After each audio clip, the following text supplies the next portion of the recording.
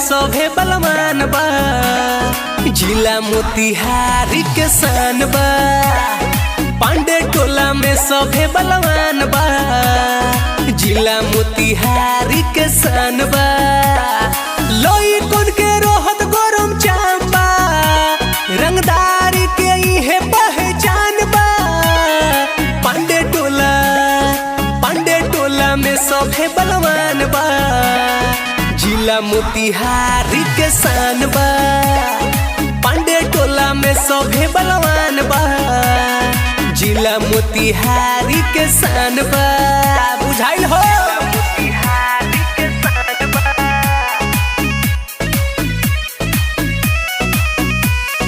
जिला मोतिहारी के शान बा। महतो टोला नु हो बम गोला नु हो, नहीं हारेला खूब फारेला।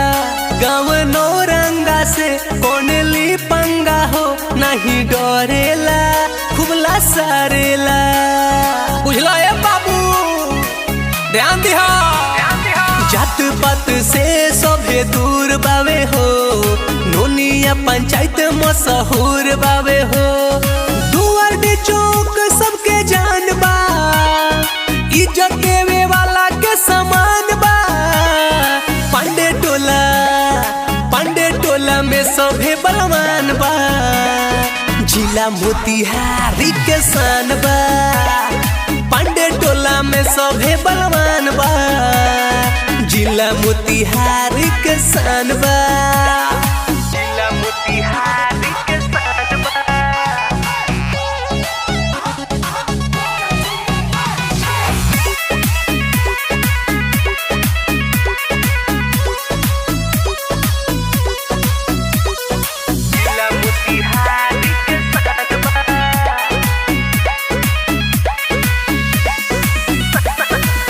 जाने जमाना नु हो, पुलिस थाना नु हो, सब हाथे में सब साथे में। पर खंड जिला सब हमसे हिला, कौन रोकी हो देहब ठोकी हो। उजला ए भाई सुन ला।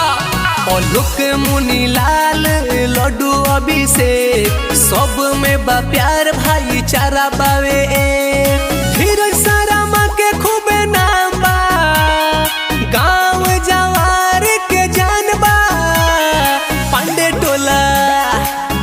टोला में सभे बलवान बा, जिला मोतिहारी के जान बा। पांडे टोला में सभे बलवान बा, जिला मोतिहारी के शान बा। बुझाइल हो।